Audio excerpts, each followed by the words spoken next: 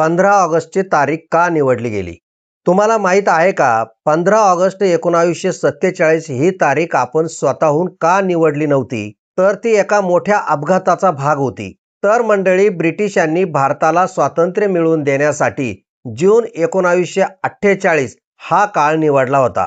तर मग अचानक 10 महिने अगोदरच 15 ऑगस्ट 1947ला भारताच्या हाती स्वातंत्र्य का देण्यात आलं?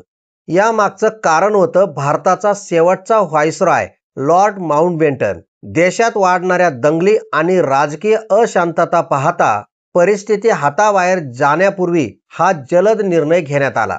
जेव्हा एका पत्रकार परिषदेमध्ये त्यांना अचूक तारीख विचारण्यात आली, तेव्हा कोणतीही पूर्वतयारी नसताना त्यांनी 15 ऑगस्टची तारीख डिक्लेअर केली. विशेष म्हणजे बरोबर 2 वर्षापूर्वी म्हणजे 15 ऑगस्ट 1945 रोजी दुसऱ्या महायुद्धात जपानच्या सैन्याने मित्र राष्ट्रांसमोर शरणागती पत्करली होती. त्यामुळे माउंटबॅटन यांच्यासाठी हा विजयाचा दिवस होता आणि याच ऐतिहासिक योगायोगामुळे 15 ऑगस्टची तारीख भारताचा स्वातंत्र्य दिन ठरली.